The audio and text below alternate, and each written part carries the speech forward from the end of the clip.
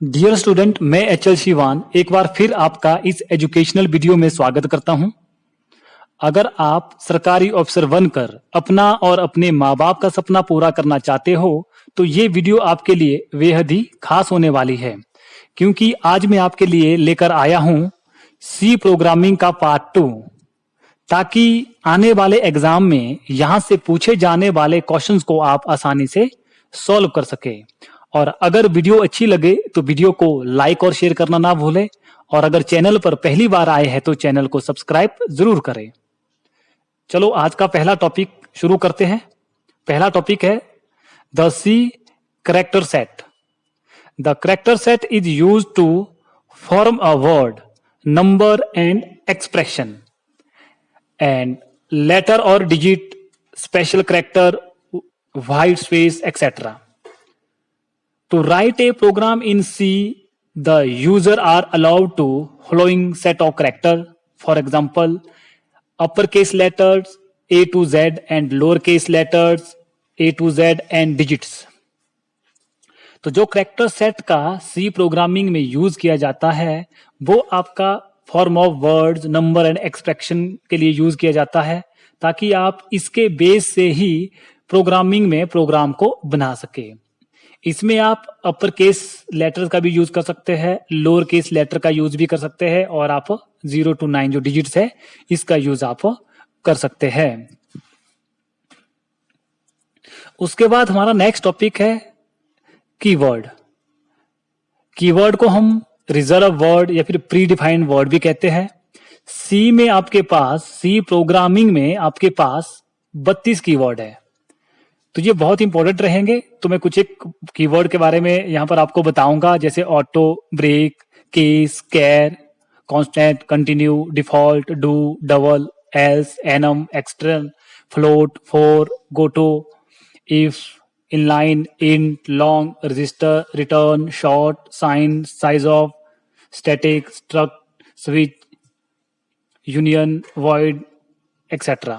तो ये आपके पास कीवर्ड है, और ये आपके पास लगभग 32 है ना, टोटल 32 कीवर्ड का हम यूज करते हैं सी प्रोग्रामिंग में।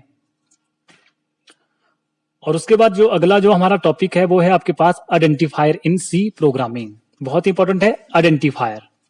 Identifier are name given to various program element such as variable, function and array. Identifier consists of a letter and digits in any order. Expect that the first character must be a letter and uppercase letter is not equivalent to the corresponding lowercase letter. Identifier का मतलब है कि आप इसमें किसी भी प्रकार का डिजिट्स का, लेटर्स का यूज कर सकते हैं, लेकिन इसमें एक बात खास आपको ध्यान देनी है कि आइडेंटिफायर का जो फर्स्ट लेटर, जो फर्स्ट कैरेक्टर है वो लेटर होना जरूरी है। आइडेंटिफायर का फर्स्ट कैरेक्टर लेटर होना चाहिए। और इसमें यह भी ध्यान रखना है कि अपर केस और लोअर केस जो भी होगा वो इक्विवेलेंट नहीं होगा। अपर केस में अगर ए लिखा है उसका कुछ अलग मीनिंग है, और लोअर केस के ए का मीनिंग इसमें अलग रहेगा, इसीलिए क्योंकि सी एक केस सेंसिटिव प्रोग्रामिंग है। इसके कुछ एक एग्जांपल देखते हैं आइडेंटिफायर का। देखो, जैसे यहां पर हमारा पहला जो दिया है वो एक्स दिया है, तो ये आपके पास वैलिड रहेगा, क्योंकि ये आपके पास ऑलरेडी इसका जो कैरेक्टर है वो लेटर से स्टार्ट है। सेकंड में देखो, एक्स तो लिखा है लेकिन जो कैरेक्टर स्टार्ट हो रहा है वो एक क्वेश्चन के साइन से शुरू हो रहा है। सेकंड आइडेंटिफायर में y12 लिखा है, तो ये वैलिड है। और इसका ही देखो नॉट वैलिड में है आपके पास है, जिसमें 10th लिखा हुआ है। यहीं पर आपने ध्यान देना कि आइडेंटिफायर का जो फर्स्ट लेटर है, फर्स्ट कैरेक्टर है, वो आपका लेटर होना चाहिए, तभी वो वैलिड होगा, अदरवाइज वो इनवैलिड रहेगा। उसके बाद देखेंगे हम सी कांस्टेंट। सी कांस्टेंट में कुछ एक जो खास बातें रहेगी, है ना। C has 4 basic type of constants. First देखो आपका इंटीजर होता है। इंटीजर में आपके पास पॉजिटिव और नेगेटिव वैल्यू को इंक्लूड किया जाएगा, चाहे वो माइनस है चाहे वो प्लस है, लेकिन होनी चाहिए वो पूरी की पूरी वैल्यू, उसे ही हम इंटीजर में काउंट करेंगे। दूसरा आपके पास रियल है, रियल कांस्टेंट है। इसमें आपके पास जो भी वैल्यू होगी वो आपके पास डेसिमल वाले, पॉइंट वाले डिजिट्स लेंगे, चाहे वो नेगेटिव है चाहे पॉजिटिव है। थर्ड देखो बहुत इंपॉर्टेंट है, करेक्टर। करेक्टर्स हम उसे कहेंगे जो सिंगल इन्वर्टेड कॉमास के अंदर जिसको राइट करते हैं, जैसे ए, इसको आपको क्या करना पड़ेगा, सिंबल इन्वर्टेड कॉमा के अंदर ही राइट करना पड़ेगा, चाहे स्मॉल ए, कैपिटल ए, आप कोई सिंबल्स कर रहे हैं या कोई नंबर लिख रहे हैं या फिर खाली स्पेस दे रहे हैं, लेकिन वो जो आपका सिंगल इन्वर्टेड कॉमास के अंदर ही होना चाहिए। लेकिन देखो जो -5 ये इनवैलिड है, क्योंकि इसमें 3 साइन हो गए, एक माइनस का लग रहा है और आपके पास जो सिंगल इन्वर्टेड कॉमास है वो लग रहा है। तो इसलिए क्या है कि इसमें 2 ही साइन का यूज होना चाहिए, 2 से ज्यादा साइन का अगर यूज होगा तो भी इनवैलिड ही रहेगा करेक्टर्स के केस में। तो याद रखना है कि सिंबल इन्वर्टेड कॉमास के अंदर लिखेंगे और साइन 2 ही होने चाहिए तो ही वैलिड होगा। और लास्ट आपके पास स्ट्रिंग है। स्ट्रिंग सीक्वेंस ऑफ करेक्टर्स होगा, जैसे प्रोग्रामिंग जो है वो आपका डबल क्वेश्चंस के अंदर ही इसको लिखा जाएगा, तो इसे क्या कहेंगे, कांस्टेंट कहेंगे। तो सी में 4 प्रकार के कांस्टेंट्स है। उसके बाद अगला जो टॉपिक है escape sequence backslash character constants. इसमें बैकस्लैश करेक्टर का भी यूज किया जाता है सी प्रोग्रामिंग में। तो C supports some special backslash character constants are used in output function. तो देखो कैसे एग्जांपल, कैसे हम बैकस्लैश का इसमें यूज करते हैं। देखो वेल के लिए, वेल या फिर अलर्ट के लिए हम बैकस्लैश ए का यूज करते हैं और इसका जो आस्की कोड है वो 007 है। बहुत इंपॉर्टेंट रहेंगे आपके पास ये, जो जिन्हें हम करेक्टर्स एस्केप सीक्वेंस या फिर बैकस्लैश करेक्टर्स कहते हैं, बहुत इंपॉर्टेंट रहेंगे। बैक स्पेस के लिए बैकस्लैश वी का यूज करेंगे, इसका आस्की कोड 008 है। हॉरिजेंटल टैब या फिर स्पेस के लिए बैकस्लैश टी का यूज करेंगे, जिसका आस्की कोड 009 है। अगर आपको न्यू लाइन लेना है तो बैकस्लैश एन का यूज करेंगे, जिसका आस्की कोड 010 है। अगर वर्टिकल टैब का यूज करना है तो बैकस्लैश वी का यूज करेंगे, जिसका आस्की कोड 011 है। फॉर्म फीड के लिए बैकस्लैश एफ का यूज करेंगे, जिसका आस्की कोड 012 है। और कैरेज रिटर्न के लिए बैकस्लैश आर का यूज करेंगे, जिसका आस्की कोड 013 है। और कुछ इसके बाद भी कुछ एक और कैरेक्टर्स है बैकस्लैश है, जैसे क्वेश्चन मार्क के लिए बैकस्लैश क्वेश्चन का यूज करेंगे, जिसका आस्की कैरेक्टर 034 है। अपोस्ट्रोफी के लिए बैकस्लैश अपोस्ट्रोफी का यूज करेंगे, जिसका आस्की कोड 039 है। क्वेश्चन मार्क के लिए बैकस्लैश क्वेश्चन मार्क का यूज करेंगे, जिसका आस्की कोड 063 है। और बैकस्लैश के लिए डबल बैकस्लैश का यूज करेंगे, जिसका आस्की कोड 092 है। और नल के लिए बैकस्लैश 0 का यूज करेंगे, जिसका आस्की कोड 00 ही है। तो ये कुछ एक बैकस्लैश कैरेक्टर का यूज भी सी प्रोग्रामिंग में किया जाता है, तो बहुत इंपॉर्टेंट रहेंगे कॉम्पिटिटिव एग्जाम के पॉइंट ऑफ व्यू से। अगला टॉपिक है वेरिएबल इन सी।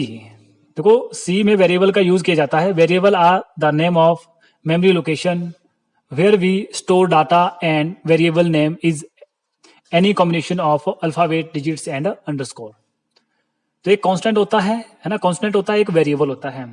तो वेरिएबल एक मेमोरी लोकेशन होती है सी में, जो कि आपका कॉम्बिनेशन रहता है अल्फाबेट डिजिट्स से अंडरस्कोर के कॉम्बिनेशन से आपका एक वेरिएबल बनता है। तो वेरिएबल में बहुत इंपॉर्टेंट चीजें हैं। देखो वेरिएबल भी बोला है कि they must begin with letters, तो वेरिएबल भी लेटर से ही स्टार्ट होना चाहिए। No any space character are allowed expect underscore. तो वेरिएबल के बीच में किसी भी प्रकार का स्पेस यूज नहीं करेंगे, हाँ अंडरस्कोर का यूज आप कर सकते हैं। और वेरिएबल में भी upper case and lower case जो लेटर्स आप लिखेंगे, कंडीशंस आप लिखेंगे, उनका मीनिंग भी अलग ही होगा। जैसे फॉर एग्जांपल ADD जो कैपिटल लेटर में है, एक स्मॉल लेटर में ADD लिखा है एंड ऑल आर डिफरेंट है। कैपिटल लेटर स्मॉल लेटर इसमें डिफरेंट ही रहेगा। तो इसमें खास बात याद रखना है वेरिएबल में, जो कि आपका कॉम्बिनेशन होगा अल्फाबेट डिजिट्स एंड अंडरस्कोर का कॉम्बिनेशन रहेगा। और इसका पहला जो कैरेक्टर है वो लेटर्स होना चाहिए, इसमें कोई ब्लैंक स्पेस छोड़ना नहीं है। अंडरस्कोर का यूज आप कर सकते हैं। कैपिटल और लोअर केस लेटर्स है, उनका मीनिंग भी इसमें अलग ही रहेगा। जैसे कुछ एक एग्जाम्पल हम देखेंगे, ठीक है। White space is not allowed रहेगा। और इंपॉर्टेंट चीज है कि जो अनसी जो आपका अमेरिकन नेशनल स्टैंडर्ड इंस्टीट्यूट जो है आपके पास स्टैंडर्डाइज रिकॉग्नाइजेशन, जो इसकी लेंथ जो अनसी ने जो इसकी लेंथ को रिकॉग्नाइज किया है वो 31 कैरेक्टर किया है, लेकिन नॉर्मली हम उसको 8 कैरेक्टर तक ही यूज करते हैं। आंसर के अकॉर्डिंग पूछेंगे, वेरिएबल का लेंथ पूछेंगे कैरेक्टर की, तो आपको 31 रखना है, लेकिन नॉर्मली हम 8 कैरेक्टर का इसमें यूज करते हैं। देखो वैलिड कुछ एक वेरिएबल होते हैं, जैसे PH_ नंबर लिखा हम लोगों ने, मतलब फोन नंबर लिखा अंडरस्कोर लगाया तो वैलिड है, क्योंकि सबसे बड़ी बात है कि इसके बीच में कोई स्पेस है नहीं। फर्स्ट जो कैरेक्टर है वो लेटर ही है, और दूसरे इनवैलिड में देखो 1 2 3 4 लिखा है, लेकिन क्या है कि ये नंबर से स्टार्ट हो रहा है, इसका फर्स्ट कैरेक्टर तो इनवैलिड है। दूसरा एग्जांपल क्या है, इसमें देखो X1 लिखा है, ठीक है, फर्स्ट जो कैरेक्टर वो लेटर ही है, और 6th क्लास में क्या है कि फर्स्ट जो आपका कैरेक्टर वो नंबर है, तो इनवैलिड रहेगा। और वैसे थर्ड एग्जांपल में भी क्या है कि फर्स्ट लेटर्स, देखो फर्स्ट कैरेक्टर लेटर होना चाहिए, और इसके इनवैलिड में देखो यहाँ पर क्या है कि स्पेस दिया है, स्पेस दिया तो ये भी क्या है कि इनवैलिड होगा। तो इतना याद रखना है कि वैलिड वही होगा जिसमें फर्स्ट कैरेक्टर लेटर होगा, इसमें कोई स्पेस नहीं होना चाहिए, इसमें कोई व्हाइट स्पेस का यूज नहीं होना चाहिए, तो भी आपका वैलिड होगा। इसके बाद बहुत इंपॉर्टेंट रहता है आपका डाटा टाइप, ठीक है। नेक्स्ट टॉपिक इसमें डाटा टाइप इन सी। इसमें आपके पास कुछ एक इंपॉर्टेंट डाटा टाइप रहेंगे, जैसे int, char, float, double, void. Data type और डिस्क्रिप्शन, इसकी जो मेमोरी है और रेंज, ये बहुत इंपॉर्टेंट रहेगी। इसकी मेमोरी, रेंज, सब कुछ इंपॉर्टेंट है। यहां से क्वेश्चन पूछे जाते हैं, जैसे कैर, कैर आपके पास सिंगल कैरेक्टर के लिए यूज होता है, और ये 1 बाइट इसमें मेमोरी का यूज किया जाता है।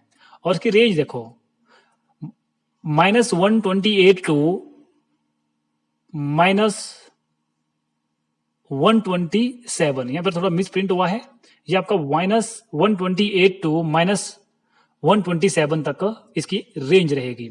माइनस नहीं, फिर भी +127 तक इसकी रेंज रहेगी। यहां पर पूरा लिखा ही गलत है। इसकी जो रेंज आप लोगों ने याद रखनी है, -122 +127 तक इसकी रेंज रहेगी। दूसरा इंट है, इंट आपके पास इंटीजर क्वांटिटी रहेगी।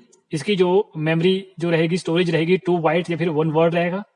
इसकी जो रेंज है वो -32,768 टू 32,767 तक इसकी रेंज रहेगी। ये रेंज इंपॉर्टेंट है, इसलिए कैर की और इंट की रेंज आपको याद रखनी ही पड़ेगी। यहां से क्वेश्चन पूछे गए हैं। इसका तो फ्लोट की भी आप याद रखने की कोशिश करेंगे। फ्लोटिंग पॉइंट नंबर्स है, जिसमें मेमोरी आपका 1 वर्ड या फिर 4 बाइट्स रहेगा। इसकी रेंज है थोड़ी सी हेक्सा में रहेगी आपकी, 3.4E से 38 टू 3.4E प्लस 38 तक रहेगी। और उसके बाद आपके पास डबल है, डबल का आपके पास रहेगा, डबल का रहेगा 1 वर्ड या फिर 8 बाइट रहेगी, जिसकी आपकी रेंज है 1.7E minus 308 to 1.7E plus 308 तक इसकी रेंज रहेगी। बस ये कैर वाली ही इसकी थोड़ी सी गलत है, इसको ही रखना आप लोगों ने याद रखना है, ठीक करना है, बाकी बिल्कुल ठीक है। अब कुछ एक क्वेश्चन हम देखते हैं जो एग्जाम में पूछे गए हैं। पहला क्वेश्चन है, which is a derived data type in C language that consists of different numbers sharing the same memory location। तो इसका सही आंसर रहेगा आपके पास ऑप्शन नंबर सी, यूनियन। मैं कोशिश करूंगा आपको इन क्वेश्चन का आंसर को एक्सप्लेन करने की, ताकि आपको ये समझ आ सके। अगला क्वेश्चन है, in C language all the pre processor directive begin with a which character. जब भी सी प्रोग्रामिंग हम करते हैं तो इसमें जब भी हम क्या करते हैं, जो बिगिन होता है वो आपके पास एक प्री प्रोसेसर से ये आपका बिगिन होता है, जो आपका ऑप्शन नंबर बी सही रहेगा, हैश का साइन से, जिसे हम प्री प्रोसेसर कहते हैं। हैश के सिंबल को हम प्री प्रोसेसर कहते हैं। क्वेश्चन नंबर 3 है, the bitwise exclusive operator in C language is represented by which symbol. तो बिटवाइज जो एक्सक्लूसिव ऑपरेटर है वो आपका कैरेट के साइन से बिगिन होता है, इसके रिप्रेजेंट किया जाता है। ऑप्शन डी इसका सही रहेगा। तो हम कुछ एक देखेंगे ऑपरेटर बिटवाइज के बारे में। देखो बिटवाइज ऑपरेटर कौन कौन से हो सकते हैं, बहुत इंपॉर्टेंट है। ऑपरेटर देखेंगे, इसका एक्सप्रेशन या फिर जो आपका इसका डिस्क्रिप्शन के बारे में थोड़ा सा देखेंगे। देखो फर्स्ट आपका ऑपरेटर कौन सा है, इसे कहेंगे और, ये आपका और ऑपरेटर है ना, इसका सिंबल और का है। दो जो भी वेरिएबल्स होंगे इनके बीच में ये वर्क करेगा, है ना। दो इसको ऑपरेंड भी कहते हैं, इसको ये और करेगा। ये बिट वाइज और के लिए इसका यूज किया जाता है। बाकी जितने भी ऑपरेटर्स हैं इनके लिए मैं एक सेपरेट वीडियो बनाऊंगा, जहां पर मैं क्या है कि विद एग्जांपल के थ्रू इनको एक्सप्लेन करूंगा, या मैं आपको सिर्फ इसका थोड़ा बहुत बताऊंगा, जो कि एग्जाम के पॉइंट ऑफ व्यू से जो जरूरी रहेगा। दूसरा देखो आपके पास एंड ऑपरेटर है। एंड भी आपके पास दो जो भी आपके ऑपरेंड रहेंगे उनके बीच में परफॉर्म करता है, ये आपके पास है एंड के लिए यूज होता है। थर्ड आपके पास है नॉट ऑपरेटर। नॉट का ये सिंबल है, नॉट आपके पास सिर्फ इसके लिए एक ऑपरेंड से भी काम हो जाता है, ये पूरा नॉट कर लेता है।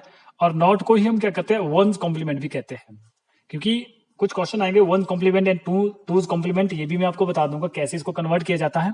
तो अभी आपने इतना याद रखना है कि जो हमारे पास नॉट ऑपरेटर्स हैं उसे हम वंस कॉम्प्लीमेंट भी कहते हैं।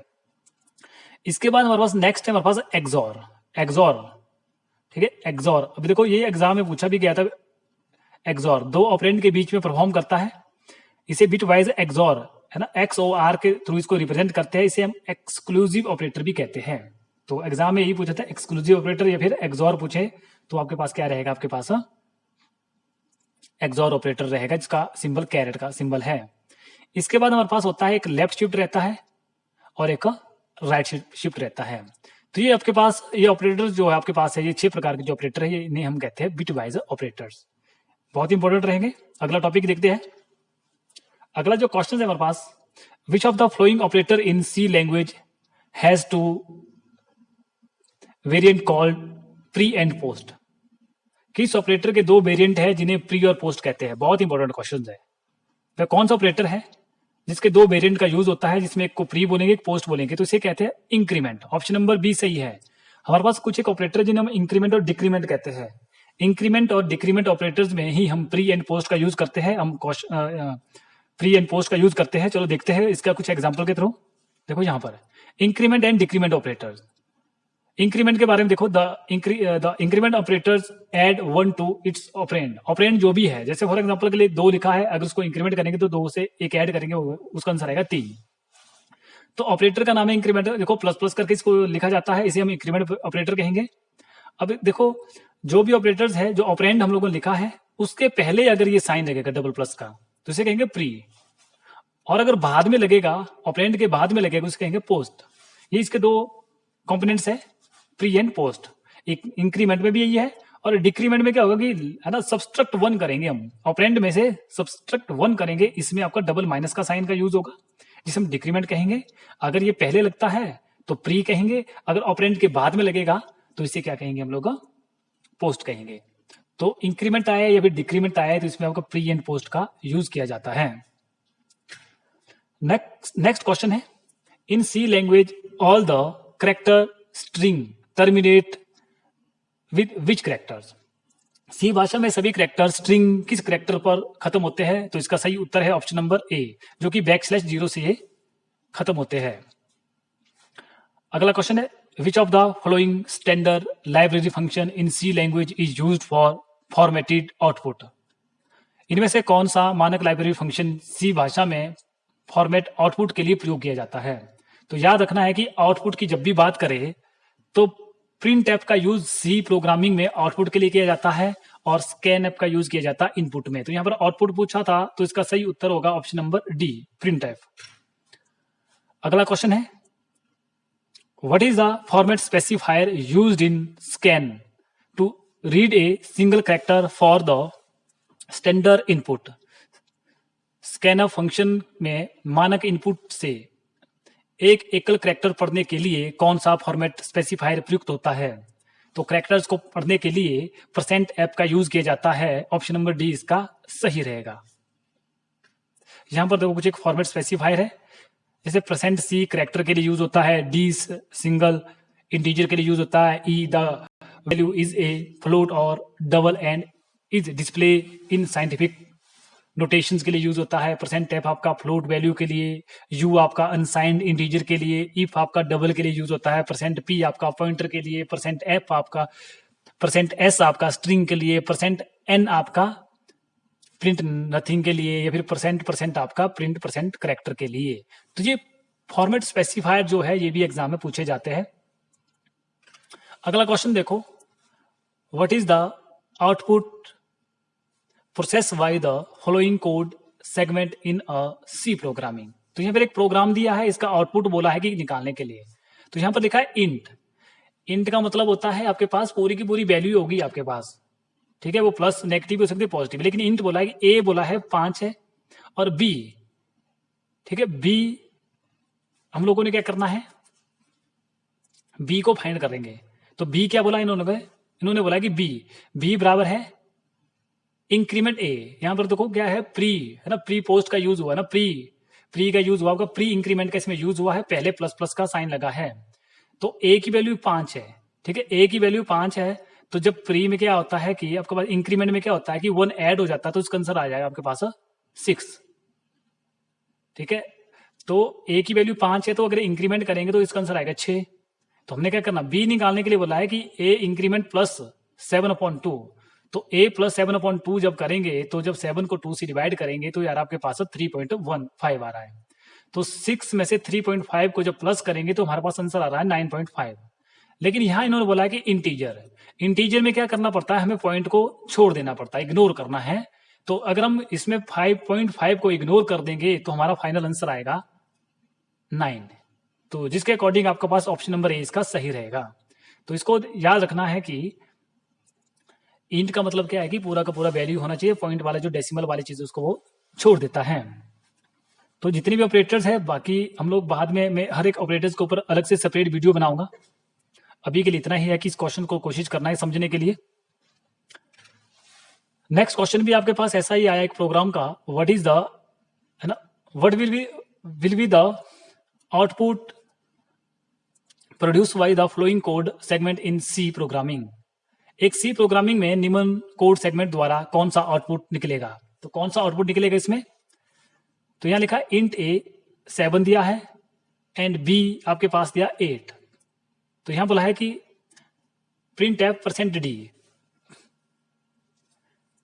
तो इसमें क्या करना है कि हमें इस क्वेश्चन को सॉल्व करने के लिए इसमें देखा ए एंड बी का यूज बोला, यहां पर एंड का यूज हुआ। तो यहां पर एक एंड ऑपरेटर का यूज हो रहा है। अभी हमने पढ़े थे पीछे कुछ ऑपरेटर पढ़े थे, बिट वाइज ऑपरेटर, उसमें एंड का यूज। देखो एंड का यूज कैसे किया जाता है, एंड का ए और बी का एंड करना है। ए को हमें क्या करना पड़ेगा, सबसे पहले हमें जो ए में आपके वैल्यू 7 है, इसे हमें बाइनरी में बदलना है। तो 7 का बाइनरी होता है 0 1 1 1। अगर इसको नहीं आता है तो मैं इसके लिए भी एक सेपरेट वीडियो बनाऊंगा। तो 0 1 1 और 8 का बाइनरी आपके पास 1 0 0 है। अब हम क्या करेंगे इसमें कि एंड फॉर्म करेंगे, तो जो आपका 1 एंड 0 है वो आपके पास 0 होता है, 1 0 0 1 0 0 0 1 0 0। तो इसका मतलब क्या है कि आपका 0 हो जाएगा। तो इसका आंसर क्या है, ऑप्शन नंबर सी सही रहेगा, इसका आंसर रहेगा 0। अगला क्वेश्चन है, बहुत इंपॉर्टेंट रहेगा। Which of the following statement is not true about variable in C programming language. तो इसमें से आपके पास 4 ऑप्शन है, 4 में से एक जो ऑप्शन है, एक स्टेटमेंट है वो गलत है, बाकी स्टेटमेंट बिल्कुल ठीक है। पहली स्टेटमेंट है the variable name are case sensitive. तो देखो सी में जो वेरिएबल नेम है वो केस सेंसिटिव होते हैं, तो इसका मतलब पहली लाइन तो बिल्कुल ठीक है। दूसरा है a variable can only hold value permitted by it's data type. वो भी सही है कि जो वेरिएबल है वो वैल्यू को होल्ड करता है, जो कि डाटा टाइप के द्वारा परमिट किया जाता है वो वैल्यू को होल्ड कर लेता है वेरिएबल। ऑप्शन नंबर सी है the variable can be declare anywhere within a program. बोला कि वेरिएबल प्रोग्राम में कहीं पर भी डिक्लेयर किया जा सकता है। तो ये स्टेटमेंट मुझे गलत लगती है कि ये स्टेटमेंट क्या आपकी गलत है। चलो डी देखते हैं, the variable can be declare any initialised. तो इस क्वेश्चन का जो सही आंसर रहेगा आपके पास वो रहेगा ऑप्शन नंबर सी। तो जो सी स्टेटमेंट है वो गलत है, बाकी स्टेटमेंट आपकी बिल्कुल ठीक रहेगी।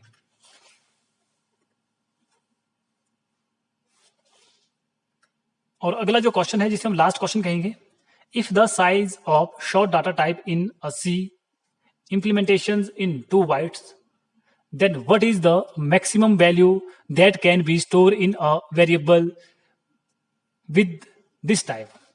देखो द इसमें बोला कि if the size of short data type in C implementation is 2 byte।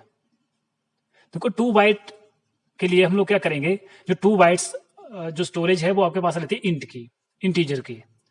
इसलिए क्या है कि ये टेबल हम लोगों ने किया है डाटा टाइप वाला इंटीजर। इंटीजर्स में क्या है कि आपके 2 बाइट्स हम स्टोर कर सकते हैं या फिर 1 वर्ड तक इसकी मेमोरी लोकेशन रहेगी। तो इसकी जो मैक्सिमम जो साइज है इसकी रेंज की जो मैक्सिमम साइज है वो रहेगा आपका 32,767। तो इसके अकॉर्डिंग ऑप्शन नंबर सी 32,767 इसका बिल्कुल सही रहेगा। अगर मिनिमम पूछते तो आपका -32,768 रहती। वैसे ही यहाँ पर अगर कैर की पूछते तो यहाँ पर तो कैर का फिर से गलत हो चुका है। अगर मैक्सिमम पूछते हैं इसकी, प्लस में अगर पॉजिटिव में पूछते हैं मैक्सिमम, तो आपके पास रहती है 127 रहती। अगर मिनिमम पूछते तो इसका -128 रहती इसकी एज रेंज। तो ये आपके पास बहुत इंपॉर्टेंट क्वेश्चन है। उम्मीद करता हूं कि वीडियो अच्छी लगी होगी। जल्द मिलेंगे अगली वीडियो में, तब तक के लिए गुड बाय।